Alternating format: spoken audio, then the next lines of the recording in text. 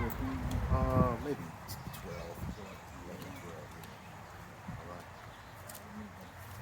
Yeah. All right. Shalom. We are the Hebrew Israelites from the Indianapolis camp of the Great Millstone. We're here to give all praises, glory, and honor to Yahweh, Ba'ashem, Yahushai, Ba'ashem, Rakakwadash. Double honors to the apostles and elders of Great Millstone who rule well and teaching us this 100% truth. Salutations to them and our fellow Akim who labor in this truth week in and week out on the highways and byways. Also, salutations to the hopeful elect of the scattered 12 tribes of Israel, scattered to the four corners of the earth that be like unto the speckled bird, also known as your Israelite foreigners and your so-called Negroes, Latinos, and Native Americans. To you, we say Shalom. Shalom. All right, this is your brother Ayashal Barzal. All right, we're just coming back at you with another quick and hopefully edifying lesson. This evening, we're going to start out in the second chapter of Joel. All right. This is Joel chapter 2. We start at verse 1. It said, "Blow ye the trumpet in Zion, and sound an alarm in my holy mountain. Let all the inhabitants of the land tremble, for the day of the Lord cometh, for it is nigh at hand." He says, "Blow ye the trumpet in Zion." Okay, and what's that trumpet? That trumpet is our voice right now, the voice of the prophets in this day. But back in the ancient times when we had our heritage, it was a literal trumpet that meant war. You want to get that in 1 Corinthians 14, 7 through 9 for me? So 1 Corinthians? Yeah, 1 Corinthians chapter 14, verse 7 through 9.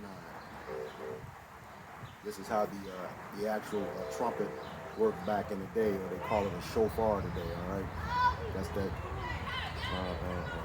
Yiddish trap, but it's a trumpet for us. Chapter 14. 15, 7 through 9. 7 through 9. This is 1 Corinthians chapter 14, verse 7. It said, and even things without life-giving sound, whether pipe or harp, except they give a distinction in the sound, how shall it be known what is pipe or harp? For if the trumpet give an uncertain sound, who shall prepare himself to the battle? So likewise ye, except ye utter by the tongue words easy to be understood, how shall it be known what is spoken, for ye shall speak to the air. So here it is, it's telling you that trumpet back in the day was to let you know that battle time was coming. All right, and that's what it's talking about here, that the day of the Lord. You know, he's coming back to battle. And he blew that trumpet in the holy mountain. That's the elect of Israel. All right. He says that let all the inhabitants of the land tremble, for the day of Yahweh Ba'ashem Yahushai cometh, for it is nigh at hand. And we know it is nigh at hand right now because of all the signs and wonders. You know, you got the famines here, you got the chariot sightings. World War III is definitely on the brink right now. Okay, it says a kingdom shall stand against kingdom, Egypt versus Egypt, and right now we know that's Esau versus Esau. That's what Russia and Ukraine is right now. Esau versus Esau. All right, and they call themselves the Ukrainians call themselves Jewish, and we know that they're not the people. All right, just like the scriptures say, you know. The least of the flock is going to draw them out, and that's going to be those small hats over there. But right now, we're getting into this day of the Lord that's going to be coming. Right now, like I said, that trumpet is being spoken to is elect of Israel, warning our people, even though it's going to affect the whole world. All right. May I add to it, the trumpet. You know, that's the men of the Lord out there on the highways and byways teaching. All right, and we're teaching to who? As it says, my holy mountain, which is, you know, the Israelites. All right, that's who we're talking to. All right, those are the ones that we're trying to warn. All right, to correct yourself, because if you don't, man, you're going to be destroyed, man. Just like the heathens, man. So we're blowing that trumpet. All right, yeah, the rest of the world hears it. All right, but this is not for everybody. Right. This is for the Israelites, man. You Negroes, Latinos, and Native Americans. We're blowing that horn. We're on the highways and byways because of you. All right, that's it. All right, go ahead. I'll go ahead. Verse 2? Yeah. Verse 2 says, a day of darkness and of gloominess, a day of clouds and of thick darkness, as the morning spread upon the mountain, a great people and a strong. There hath not been ever the like, neither shall be any more after it, even to the years of many generations. Kind. It says a day of darkness and gloominess, a day of clouds and thick darkness. Okay, that's those mushroom clouds from those these ICBM missiles spreading across the skies. Making everything dark, blocking out the moon, the sun, and the stars. All right. And it says, as the morning spread upon the mountains, a great people and strong. There have not been ever like, neither shall there be any more after it, even to the years of generations. And see, here we know it's not talking about literal people, because Ecclesiastes 4:16 says there's no end of the people. All right. So this is talking about something else. All right. And it's those ICBM missiles. Verse 3. It said, a fire devoureth before them, and behind them a flame burning. The land is as the Garden of Eden before them, and behind them a desolate wilderness, yea, nothing shall escape them. It says a fire devoureth before them. That's those multiple warheads getting ready to be released on the front end of it, okay, as they're shooting off. And it says, and behind them devour with a flame. That's the land that's already been destroyed, okay? And ahead of it is Eden. That's the beautiful land that has yet to be destroyed. But it's going to look like the stuff that's behind it, all right?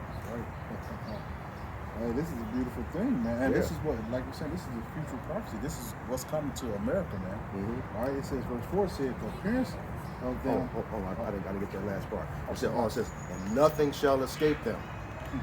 Nothing shall escape them. They're going to hit all of their targets, all right? And we're going to see that here coming forward, all right? Verse 4 says, the appearance of them is as the appearance of horses, and as horsemen shall they run. It says the appearance of them is like horses, so that's that power. Okay, that horses represent power, and as horsemen they shall run. And what is a horseman? Someone who's skilled in riding a horse. So what that's pretty much saying about how these are running, they have some sort of intelligence to them. They're being guided strategically. All right. Smart newts. Yeah. Smart ones. They're going right towards their target. That's right, man. And then they're going to have the Spirit of the Lord on it too, man. Okay. Right. I think that power is talked about in Revelation 6 and 4. Yeah. Let's see. This is Revelations. Precept for that.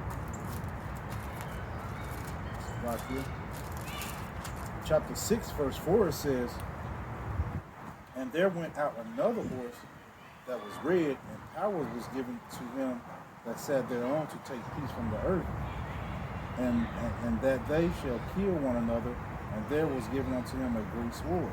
God, and is it that horse was red, so we know that power with those missiles rests with Esau Edom. It's ultimately Yahweh Bashem Yahushai, but because the earth is given to the hands of the wicked, it is with Esau Edom.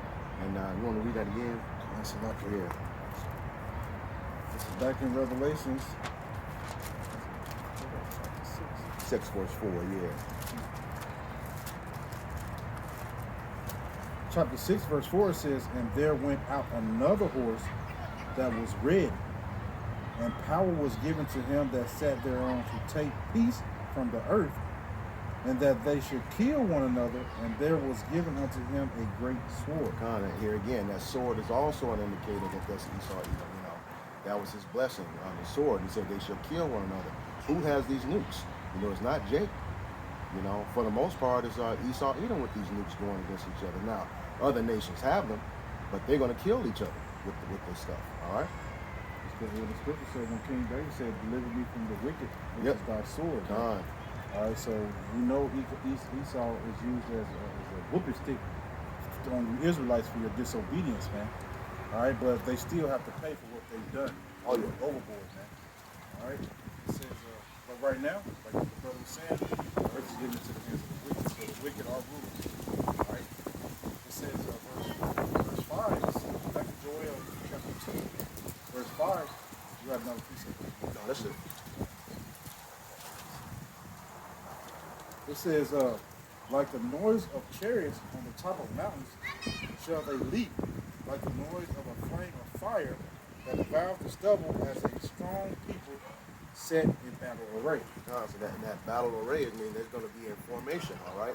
It says like the noise of chariots on top of mountains. If you ever see some of the old school movies when those chariots and those horses are running, you know that's a rumbling that It's loud. yeah, it's real loud. Yeah. It's real loud. You got the clacking of the horse's feet, those wheels turning. Yeah, it's Tires hitting the gravel. Yeah. Rumbling. It's gonna, Yeah. you can almost feel it, in the ground. It's rumbling, but you will feel it with these missiles, because that's going to be, Yahweh Hashem Yahweh Shai knows how much stronger than the actual horse of the chariot. It says, verse 6 says, before their face the people shall be much pain, all faces shall gather blackness. God, and they're going to be in that state of confusion, like what the hell is going on? Well, he told you what was going on the highways and byways. We've been telling you for the longest, as long as we've been in this truth on the highways and byways, telling you about the destruction that's coming. Now you're going to see it for yourself, all right? And you're going to be in much pain because you ain't going to know what the hell to do. You're not going to be able to escape that. They said on impact, those ICBM missiles are 200-some-thousand degrees on impact. That's when it first detonates, and it continues to get hotter. So it can get up to 1,000,000 degrees. Yeah. That's hot, man. Yeah, well, as the scriptures say, it's going to melt the elements with that fervent heat, And when you just think about it, it's one thing to melt something and you can still see a remnant of it. This said is going to melt the elements. That's the very thing that it consists of, that it's made from. That's going to disappear. Yep. All right? It says, verse 7, it says, they shall run like mighty men, they shall climb the wall like men of war, and they shall march every one on his way, and they shall not break their ranks. And that they shall not break their ranks. Wherever those ICBM missiles have been programmed to go, that's where they're going to go. And it's actually Yahweh B'Shem Yahushai who's going to program those missiles, okay? I did a video not too long ago where, I don't know if you saw it, the detonation turned on by itself. Yeah. Scared the hell out of Esau Edom. They didn't know what was going to happen. And, they tried to do a manual shut off. It was still running. Then all of a sudden, they just stopped. And at that time, that story was told, there was a chariot sitting in Ukraine at that very same time. So, this is all his work, It's all him. It's all him. Put together plan from Yahweh B'Shem Yahushua, man. It says it shall not break their ranks. Let's look at 2nd Ezra 16, verses 13 through 14. 2nd Ezra 16. Yeah.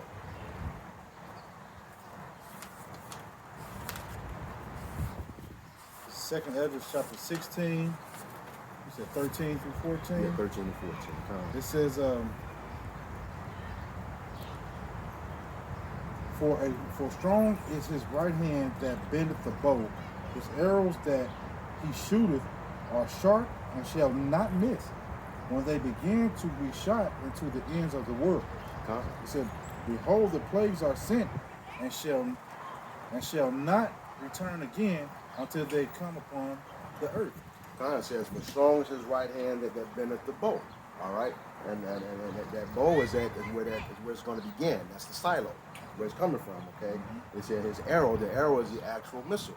If you remember that movie, maybe about 20 years ago with Nicolas Cage and John Travolta, it's called Broken Arrow, okay? It was talking about a missile then, all right? Back in the day. Yep. And he said, a good movie. Oh, yeah. Oh, yeah. And he says, when they shall not miss. That's telling you again, they're not going to break their ranks, okay? They shall not miss when they begun to be shot into the ends of the world. All right, so once they go off, that's it. Ain't no turning back. All right? No turning back. And that's pretty much what verse 14 says. The plagues are sent, and the plagues is one of the plagues is those missiles. Okay? He says, are sent, and they shall not return again until they come upon the earth. Okay? So that's telling you twice in both of those scriptures. You're not going to miss, and you're not going to return, once they're gone. they're going to hit their targets. That's right. That's right. It says, verse 8 says, neither shall one thrust another, they shall walk everyone in his path, and when they fall upon the sword, they shall not be wounded.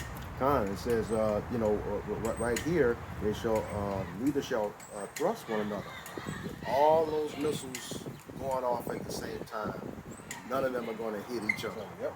Okay, none of them are going to hit each other. They're going to be right where they were designed to go. Okay, and it says when they fall upon the sword, they should not be wounded. And what's that sword? The missile defense system. Okay, that's not going to be able to stop it. That's right.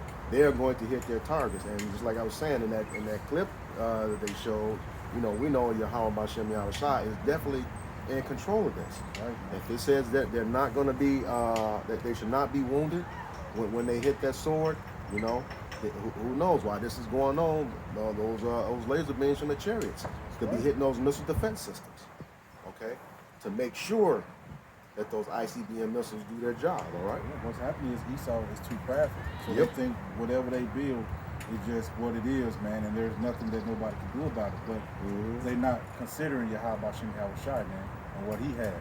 All right, he's the one that's going to be guiding those missiles and making them hit where they're supposed to hit with precision, man. All right, they're going to hit the exact place they're supposed to hit to do the ultimate destruction. All right, on the face of this, on Babylon the Great, man. All right. I don't understand why. Well, yeah, I do understand because he's prideful. I mean, if he turned that stuff on and off in the 1960s, you know what he can do now. Okay. You know what he can do now. Playing with you, had you scared, but you so prideful. You don't think anything's gonna happen. Like Obadiah says, man, your pride had deceived you, man. All right. Verse 9, it says, they shall run to and fro in the city, they shall run upon the wall, they shall climb up upon the houses, they shall enter in at the windows like a thief. It's like if you've seen these movies where these with the nuclear destruction, and once that cloud reaches that building, it's going to break every window out at every level as it goes up. All right, that's what it's saying right here. Okay, it's going to destroy everything in its path. Yep. Everything. No survivors, man. Yep.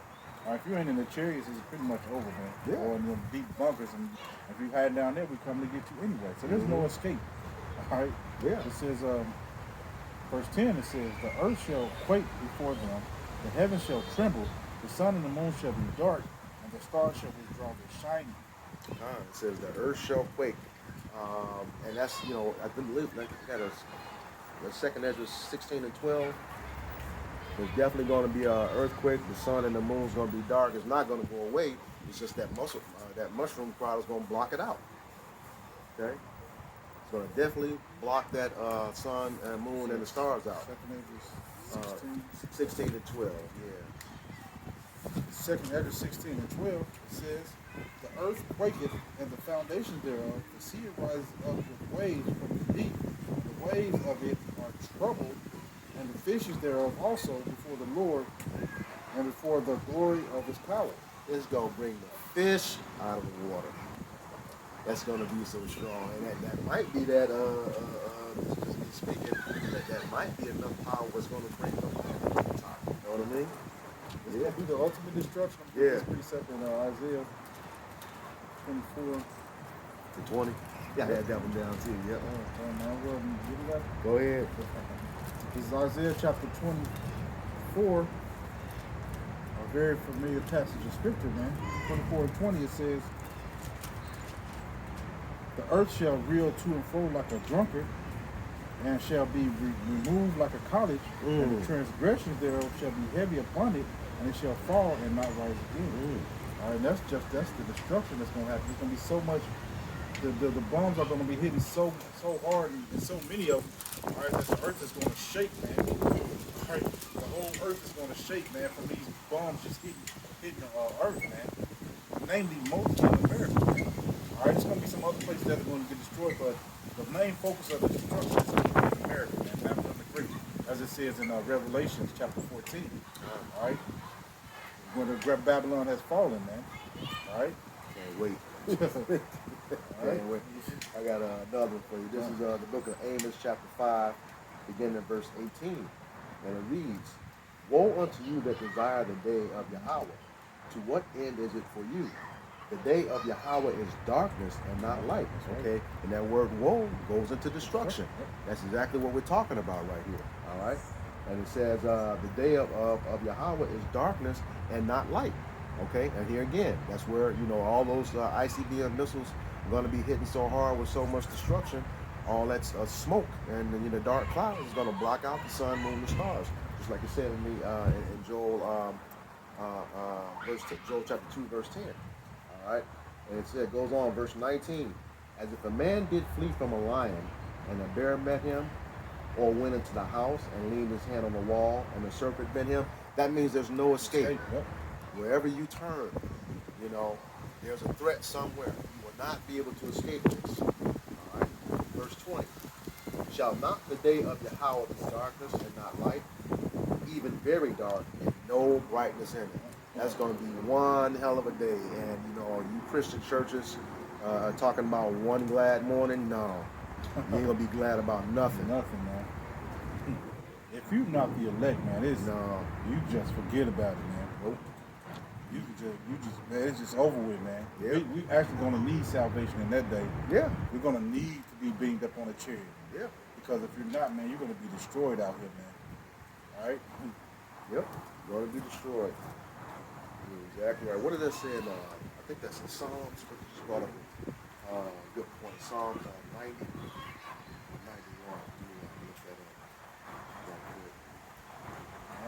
We're going in on that destruction. Really, the ultimate plague, which is the ICBM missile, the intercontinental ballistic missile, man. All right, and they say they got some of these warheads. They have some missiles with 50 warheads on the front of it. Mm-hmm. All right. So when the scripture says it's going to be 200 million missiles going off, man, you can actually see it, man. Russia in itself probably, we don't know how many missiles they have, man. Yeah. Who's not playing? And they're just giving their own missiles away, so that that they have a lot, man. All right? They call what Satan 1 and Satan 2. This is the book of Psalms, verses 91, beginning in verse 5. It says, Thou shalt not be afraid for the terror by night, nor for the arrow that flies by day. Okay? That's those nuclear missiles, flying through the air. Okay? And it says, verse 6, nor for the pestilence that walk in the darkness, nor for the destruction that wasteth in the noonday.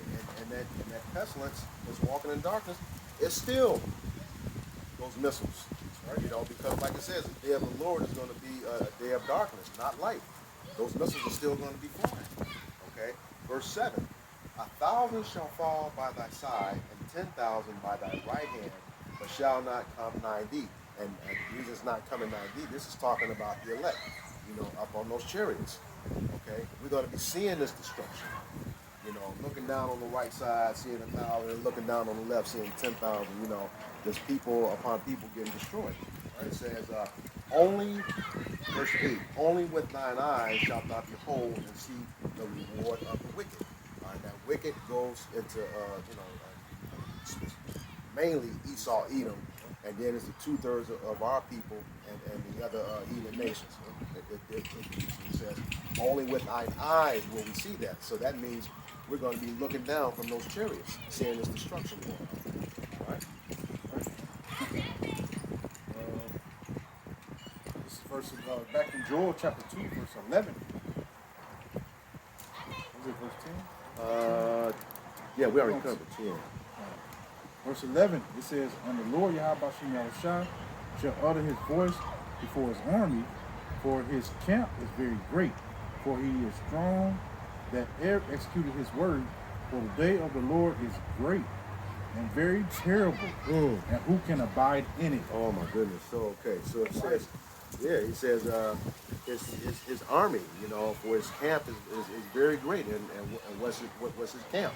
Okay, that's those silos. Okay, all over, and again in that video, that was in the 1960s. They had peppered the United States back then, so we know it's more now. you know, with those silos coming in, and he's talking about his army. His army is, you know, number one, those ICBM missiles, the angels, and then ultimately his elect going to be bringing that destruction. All right. All right. And it says, let's see, for his camp, and when it talks about those nuclear missiles, I think that's in Revelation 9:16, talking about how many of them. 200 was it 20 millimeters? 9 and 18? 9 to 16. 9 to 16. Revelation 9 and 16, it said the number of the army of the horsemen were 200,000. And I heard the number of them. That's a lot of them. That's a lot of damn missiles, man. You got to realize it's not just nuclear missiles going to be, got all these other type of missiles too, man. But the destruction is really going to come from the nuclear. Yep. But they're going to shoot everything at America, man. You best believe it, man. Yeah, I don't know if you saw that video I put in the group last night. They got the ones coming from the submarines as well too. Yeah. Yep. Everybody's going to turn their back on this place and gun this place down, man. All right. The only place it's going to be totally annihilated, uninhabitable. All right, by humans, man. All right. Only we're going to have just the like desert creatures here, man. All right. That's the only thing that's going to be able to live over here. God. Just to back you up about everybody turning their back on him, that's the book of Obadiah chapter 1 verse 7, and it reads, all the men of thy confederacy have brought thee even to the border. The men that were at peace with thee have deceived thee and prevailed against thee. They that eat thy bread laid a wound under thee, and there is none understanding. Okay, all the men of your confederacy, you know, if you go to Psalms 83, you see the basis of everybody who was in confederate with Esau, Edom, to make sure that Israel no more remembered who they were. Okay, it says all of them were once at peace with you, now they deceived you. Okay, it says they're going to prevail against you. So that's a prophecy that they're going to beat your ass, Esau, Edom. Okay, that's a prophecy. They're going to beat your ass. And it says they that eat thy bread and lay the wound. So as you know, you were thought, you know, you were being allies with them. They was planning against you the whole time. Against you, man. The whole time, and you don't even understand it. That's what they're saying. You ain't even know it. You didn't even know it. You ain't even see it coming. Nope. All right. Nope. Israel gonna be destroyed too, but it's gonna be built back up. God. All right. Yep. Yeah. Israel. It's gonna be destroyed. It's gonna be rebuilt. Yeah. That place is so defiled. It says, for he is strong that executed his word. And like it says, Psalms 9 and 16, the Lord is known by his judgment. Yeah. Psalms 9 and 16. Yes. The book of Psalms chapter 9 verse 16. Yahweh is known by the judgment which he executed. The wicked is snared in the work of his own hands. Haggai Selah. So here it is, you know. He gave you that knowledge on the left-hand side to do this wicked stuff. All right? But he's going to destroy you with it. That's right. He's going to destroy you with it. And like I said, he's known by the judgment which he executed. The Lord passes judgment every morning. That's right. Every morning. Okay? And you're going to be his main judgment. That's what he said, I believe, in Joel 21 and 30. Job 21 and 30. Salakia. Yeah, he's saving you up for this great. Save the best for last. That's right. Job 21 and 30. 21 and 30, I believe that's it. Yeah. This is Job chapter 21, verse 30.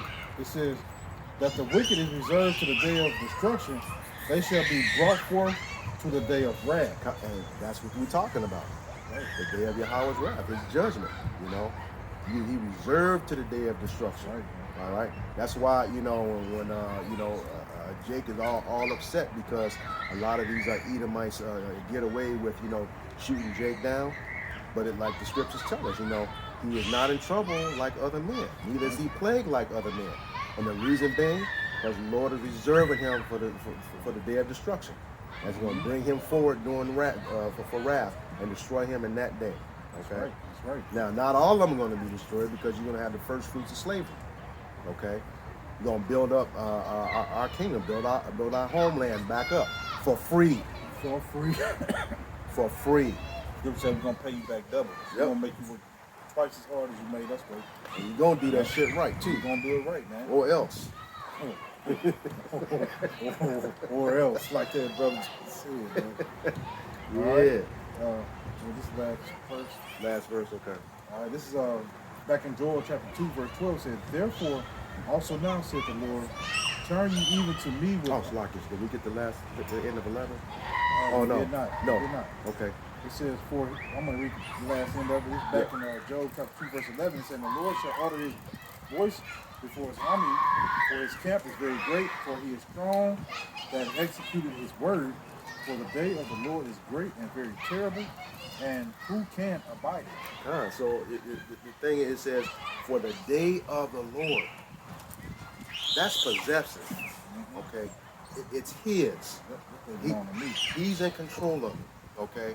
And the thing is, you're going to have all these leaders, you know, they think they're running stuff. No, he's in control of it. Proverbs 21:1. Slocky. Proverbs chapter 21, verse 1, it says, the king's heart is in the hand of the Lord. God. As the rivers of water, he turneth it whatsoever he will. In the king's heart. And that king is representative of any leader, you know, of a nation, a president, okay? Right. Okay? And that heart, you know, it goes to the law, the mind, okay? It says it's in the hand of the Lord, you know, and like the rivers of the water, he turn it wherever he wants. Whatever he wants you to do, you're going to do it. You know, just like the scriptures say, you know, he gonna in the end they're gonna be afraid to fight, but he gonna put that spirit on to fight. Okay, I believe that's in second Ezra 2. We don't have to get it, but it's in there. It's in there. Yeah, he's gonna put that spirit on them to fight. Okay, and it says the Lord is great and very terrible, and who can abide it? Grab Sirach 43 and 29.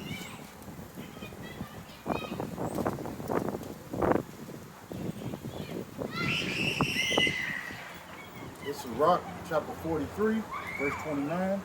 It says, for the Lord is terrible and very great, and marvelous is his power. And you know, those are some very great and marvelous, you know. Those are words, you know, to the limit of what we can explain. But the scriptures also say his ways are not our ways, his thoughts are not our thoughts. You know, as the heavens are high above the earth, so are his ways and his thoughts above ours, roughly paraphrasing. So we know what these words mean, but they are something much greater when it comes to him. That's right. Okay? Who can abide it? And that's pretty much explaining that. You know, you can't understand it. There's nothing you can do about it. Okay? Nothing at all. It's like a rhetorical question. Yeah. Who's gonna bite it? Like you know, nobody. Like Yeah. if he's elect, hey man, you can't. Ain't nothing you can do about it, man. Nothing. Nothing at all. It says, who can abide? I think there's something that says, who knows the Spirit of the Lord. Yeah, this is the book of Isaiah, chapter 40, verse 13. And it reads, who hath directed the Spirit of Yahweh, or being his counselor, hath taught him? This is all on him. It says, this is the day of the Lord. Nobody else's. It's his and his alone. You know, his day. Just like what he says about the nation of Israel, he's in the midst of Israel and none else. You're his people, nobody else. This is his day, and it belongs to nobody else, okay? It says, verse 14, with whom took he counsel, and who instructed him, and who taught him the path of judgment, and taught him knowledge, and showed him the way of understanding? Nobody. Again, nobody, man. Nobody. just that simple. So, you know, this destruction is coming. It's closer than what we think. You know. It's here. Yeah, it is. It is. Just like the scriptures tell us, you know, for now is high time to wake up out of sleep. For our salvation is nearer than what we believe. That's right. And we are seeing it. We are seeing it. You're seeing the uproars of the people. in these other countries, Sri Lanka, they done ran the president out of the country over there. You know, that's those uproars of the people. You got these famines going on, Euphrates drying up. Everything that he said was going to happen is happening. Okay, everything he said that is happening. The word is not coming back void, man. Nope. And for you ones that's out there not listening, you know, he told us, you just don't believe it. You can't get it. Habakkuk 1:5.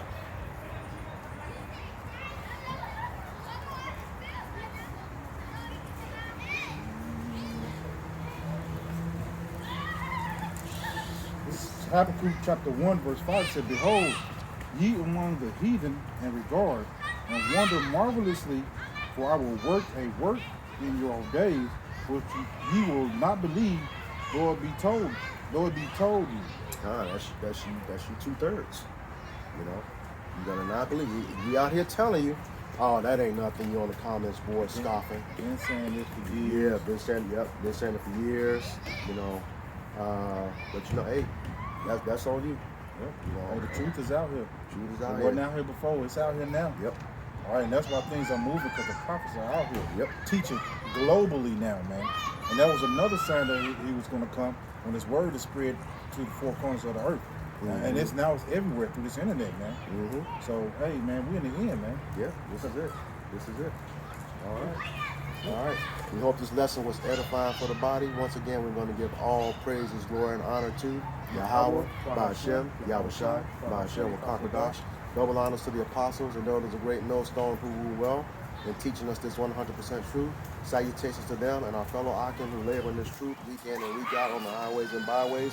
Also salutations to the hopeful elect of the scattered 12 tribes of Israel, scattered to the four corners of the earth that be like unto the speckled birds. You would say Shalom, Abba, Palm Yasharala. All right, Shalom.